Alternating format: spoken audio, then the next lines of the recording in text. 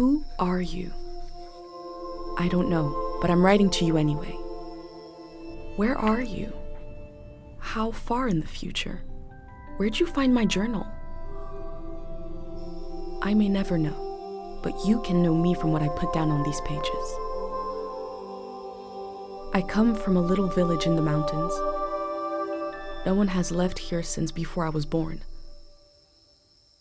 But our lives changed overnight, just a few days ago when my best friend had a prophetic dream.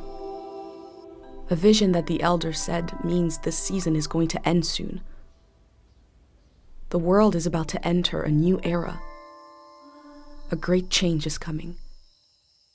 Everyone was afraid. I was surrounded by questions and I began to feel how little I know. What is this season that is about to end, and why is it ending? What exactly is out there that could turn the world inside out? If there are still voices singing and laughing in the wilderness, I could record them before they're gone.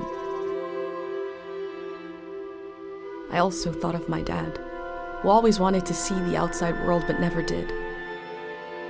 So, I asked if I could leave. The elder had one condition for letting me go: that I take what I collect to the museum vault, a palace of art and memory at the edge of the earth. She says it's the only place safe from the turmoil of a changing season. I hope that's where you're reading this now. I can't stop the change that is coming, but this time on Earth could live on in these pages. What it looks like, sounds like, how it feels to be alive right now. I'm writing to you at the crack of dawn on the morning I leave home. I can smell breakfast cooking in the other room, and I can hear my mom's voice.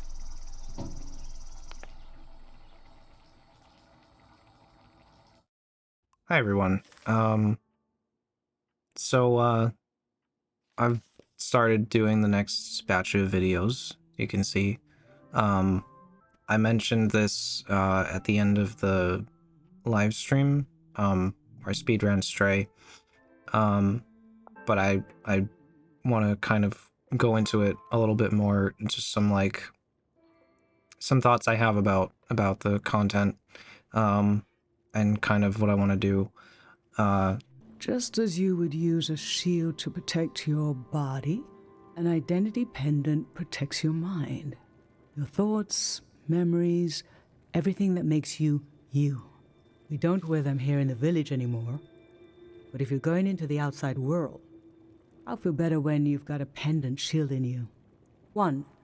Collect a sentimental object for each sense: sound, smell, feel, sight, taste.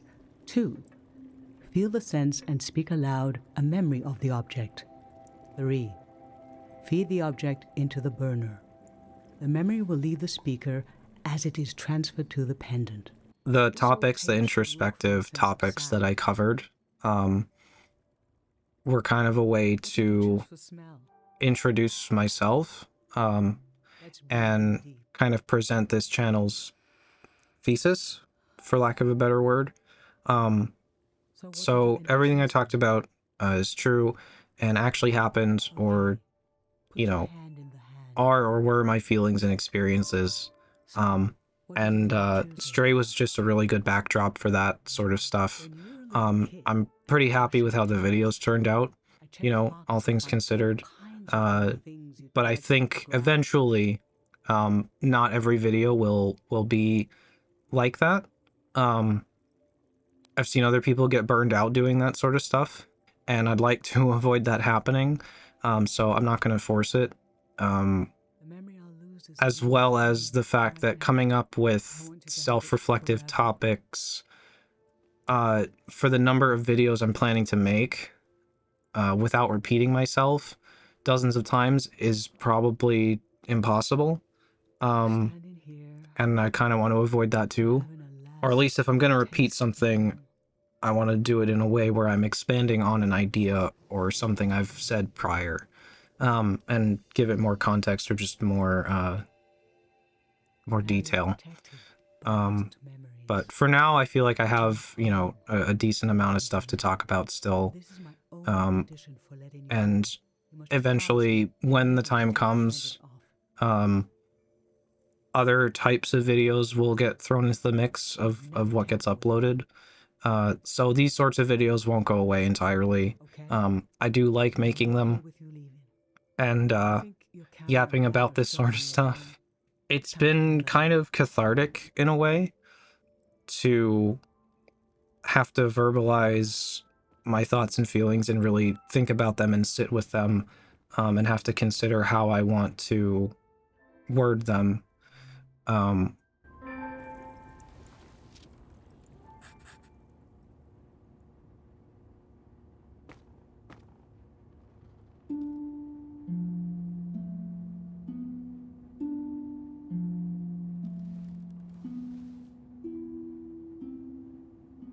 I've lost so much. How could the world ask me to lose you too?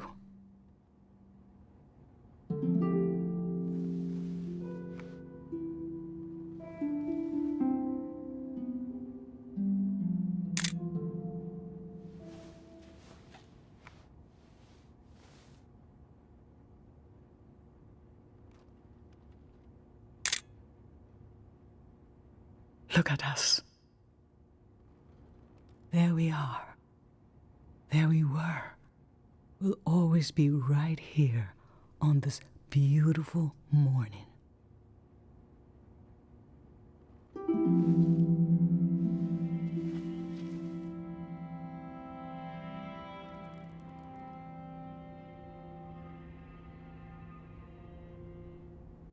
So I just don't want to get to a point where I'm forcing them out because I don't have an idea for a topic.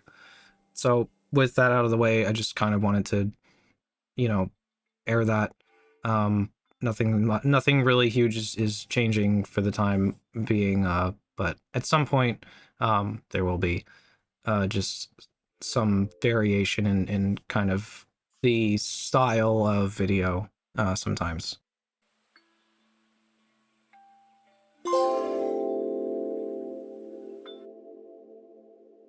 I never knew when my mom would share a memory of Dad while cooking, on a walk, with no warning. It knocked the wind out of me. Rituals take this grief and give it a shape and a story. Filling in this journal is a ritual too, but for a loss that hasn't hit us yet. So, I've been watching a lot of videos the past couple of months, kind of leading into me making content again, and specifically the type of content that I've been making. It was a lot of like psychology, philosophy stuff, and then I believe there's some like interesting intersection between those two things that really fascinates me and that I'm super interested in, and so I was just consuming a lot of content starting around the start of the new year that dove into topics related to that sort of stuff. So they really helped inspire me to just do these sorts of introspective videos about my life and my personal experiences. This is Dr. Fumio and his son. The statue isn't as old as it looks. The artist wore it down to give it a feeling of ancientness and the authority that comes with it. Dr. Fumio and his son founded Kero back in 776. They live on through our traditions. Something that really captured my interest was the topic of... So I came across videos about a trait that some people have that makes them... It's called highly sensitive. I found it really interesting. When I read comments on videos talking about this, I found quite a few of them to be relatable in weirdly specific ways. Like nothing general, but just like very specific experiences people would have. I I had also had, down to like really weird details. My understanding of it, and I'm gonna try to avoid doing misinformation here. It's a fascinating topic, so you guys should like go, read about it or watch some videos on it. So about 20% of the population has this trait that makes them basically much more sensitive and reactive to certain environmental stimuli. Again, I don't want to like I don't want to get too like I don't want to start saying stuff and then it's like not exactly accurate. So I'll probably just leave that there. Again, just like go watch some videos. The general idea is that they react more strongly or more frequently to their environment, so their tolerance for certain things is lower. Yeah, I found a lot of like what was being described in these videos like to be relatable, and again, like so many comments. Some of them I could have written myself, with how specifically I connected to them.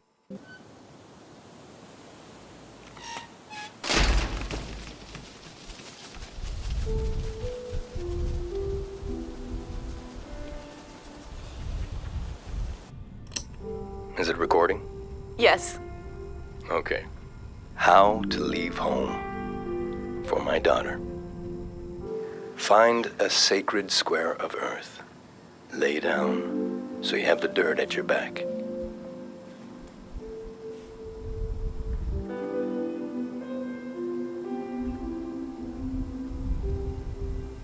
Close your eyes.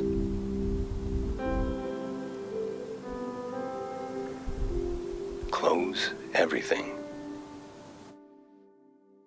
Do you see for yourself? You see for the dead, for the unborn. Do you listen for yourself? You listen for the dead, for the unborn. Your ancestors are in that dirt. All the living and all the dead are holding you up. Now, stand. They're still there, aren't they? It's time to move, to entangle yourself everywhere with everyone. So the next time you lay down in the dirt, you will have so much more to tell them.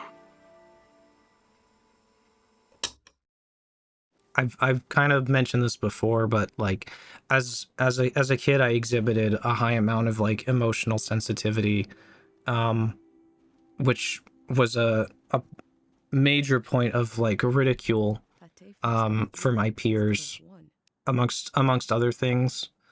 It made me start thinking a lot about just other things that my mom would tell me about, like how I behaved when I was younger. I didn't care a whole lot for like physical sport, as like pretty much all of my peers did. I found it too exhausting.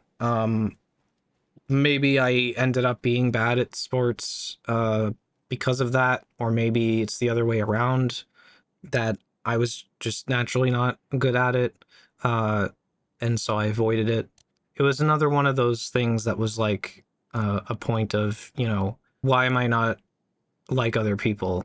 That this is like so easy for, like why is this thing so hard for me that's so easy for everyone else?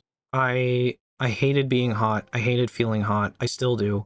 So my favorite couple months of the year are coming up now.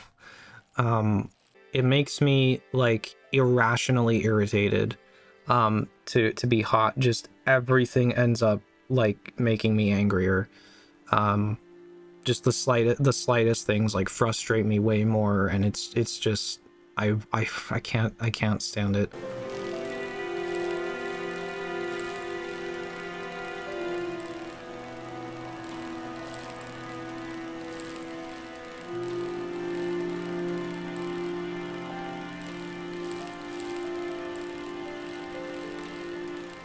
Oh, brightly lit environments really bothered me. They also still do. My room is illuminated by like a single lamp on my desk. And I have light blocking curtains over my windows. I just really hate bright environments. It's so jarring and uncomfortable to be in like this like insanely brightly lit room. Even at work, thankfully there's only one other person in the office room where I work with me, and we both prefer it dark, so the lights are just off pretty much all the time. There's a giant window where like enough light comes in, and there's light from like the hallway outside, but we keep the actual office lights, you know, turned off because it's way too bright. Certain high frequencies irritate me. Most like electrical noise irritates me. I can hear it sometimes in certain, you know, when a cable isn't connected properly, or it is and it's just messed up or whatever, and it creates like either a buzzing or like a really high pitched like whining sound. I really can't stand it. It's super irritating to listen to.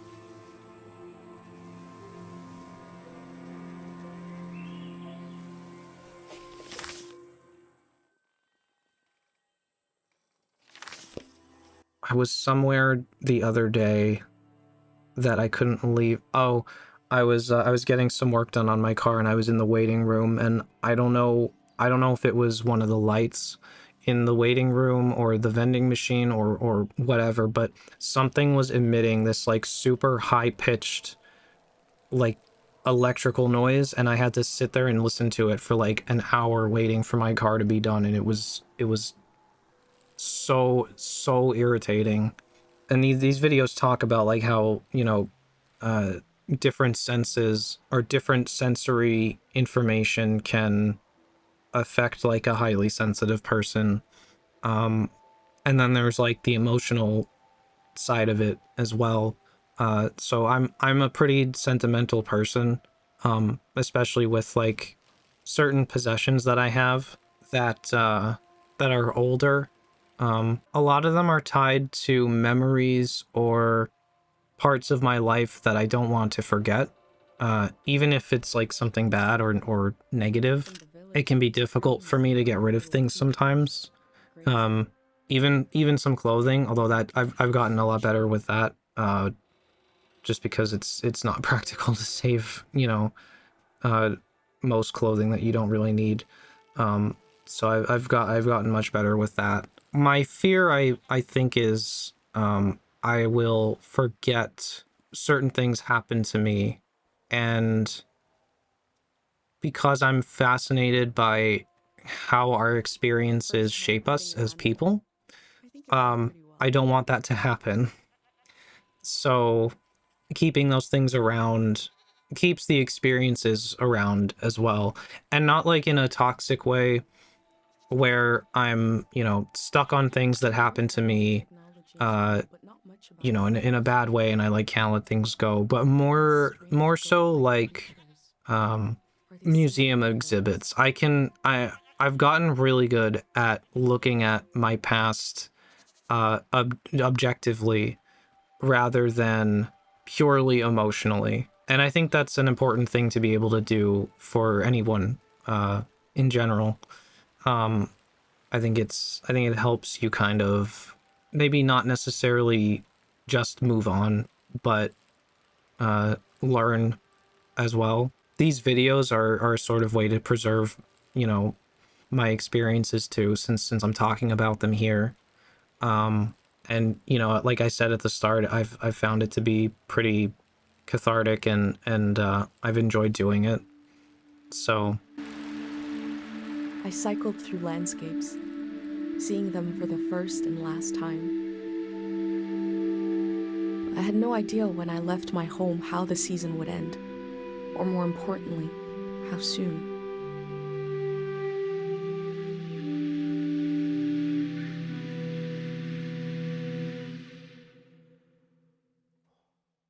On a cold, damp day, I feel true loneliness for the first time. Nobody could have described with words how big this world is, how it goes and goes. I passed through it, where others passed before me. A lot of the kind of frantic anxiety I was feeling at the beginning of the year has like pretty much dissipated as a result of I think as a direct result of making these and indulging that desire to you know, create content. Yeah, it's just it's a very interesting topic. A highly sensitive person. I definitely recommend like looking into it. There's a lot more. I tried to keep it like kind of personal, like to myself here. Again, just so I don't accidentally explain something wrong or whatever. But there's like actual like, you know, there's tons of like medical data on it and testing, and I think like gene testing and stuff that they're able to determine if people have this trait or not through gene testing. So yeah, I just wanted to talk about that today. Something again a little bit lighter, not necessarily so grim. Won't always be that way, I can promise that. In fact, I was just thinking, since I brought up kind of briefly one of my like fears, maybe it's time to start talking about some more of those, just to kind of put them out there like I have with other things. So yeah, I think maybe that's where we'll go next. That's it for now. If you watched all this, the whole thing, thank you. I appreciate you watching. I appreciate everyone that's been watching and commenting, especially, you know, just talking about the videos and the topics I talk about. I'm really glad that there's people engaging with this stuff. So yeah, I can't really say any more other than thank you. And I hope you guys keep watching them, because I do like making them, and the feedback and interaction just makes me want to keep doing it more. So again, just thanks, and there'll be more videos soon. See ya.